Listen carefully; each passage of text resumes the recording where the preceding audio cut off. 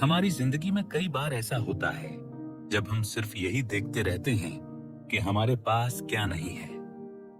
हम बार बार कहते हैं ये नहीं है, वो नहीं है। शिकायत करते करते हम यह भूल जाते हैं कि भगवान ने हमें पहले से कितना कुछ दे रखा है। अगर किसी पेड़ पर फल न हो तो क्या वह बेकार हो जाता है? उसकी ठंडी छाया, उसके नीचे मिलने वाला आराम और साफ हवा, क्या ये सब भी किसी आशीर्वाद से कम है? इसी सोच पर आधारित है आज की यह कहानी, जो आपकी सोच बदल सकती है। बहुत पहले की बात है, जब लोग घोड़ों पर लंबी यात्राएं किया करते थे, तब दो युवक रहते थे, आरव और गौरव। आरव शांत स्वभाव का था, धैर्य रखने वाला और भगवान में विश्वास करने वाला। वह हर सुबह भगवान शिव को याद करता और कहता, हे महादेव, जो भी मिले उसे स्वीकार करना सिखाइए। गौरव बिल्कुल उलटा था, बहादुर और तेज था, लेकिन हर बात में शिकायत करने वाला। दोनों अपने घर से दूर एक बड़े शहर में काम करते थे। 3 साल बाद अब वे अपने गांव और परिवार के पास लौटना चाहते थे।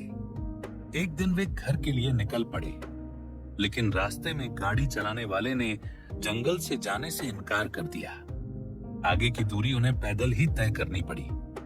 गौरव गुस्से में आ गया, लेकिन आरव ने मन में कहा, महादेव, जो होगा अच्छे के लिए होगा। जंगल में खतरे थे, हर कदम सोच समझ कर रखना पड़ रहा था। थकान बढ़ रही थी, प्यास लग रही थी, लेकिन घर पहुंचने की उम्मीद उन्हें आगे बढ़ाती रही। कुछ दूर चलने के बाद वे एक तेज बहती नदी के पास पहुंचे। पुल टूटा हुआ था, आगे जाने का कोई रास्ता नहीं था। काफी सोचने के बाद दोनों ने तैरकर नदी पार की। जान तो बच गई, लेकिन उनकी पानी की बोतल नदी में बह गई। आरव ने ऊपर देखा और कहा, महादेव, जिंदा हूं यही बहुत है।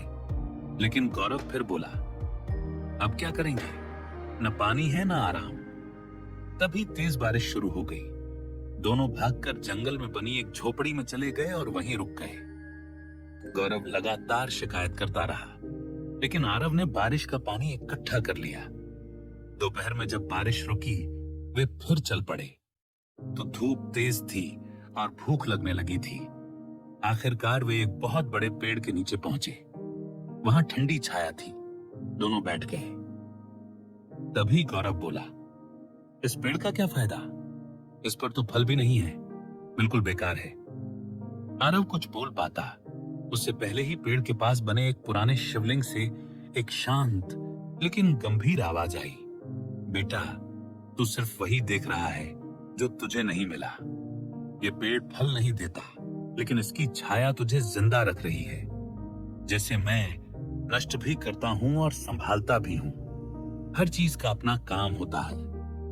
जो इंसान सिर्फ कमी देखता है, वह हमेशा दुखी रहता है, और जो आशीर्वाद देखता है, वह आजाद हो जाता है। गौरव डर गया, उसकी आंखों में पछतावा आ गया। वह शिवलिंग के सामने झुक गया, महादेव, मेरी गलती माफ करें। आज समझ आया कि जो मिला है उसके लिए धन्यवाद देना ही असली ताकत है। उस दिन के बाद गौरव बदल गया। उसने यह सीख ली, जो नहीं है उसकी शिकायत छोड़कर जो है उसके लिए शुक्रगुजार रहना। जो भगवान शिव को समझ लेता है, वह जीवन को भी समझ लेता है। जो मिला है उसके लिए धन्यवाद मानना हर परेशानी को भी अच्छी सीख बना सकता है।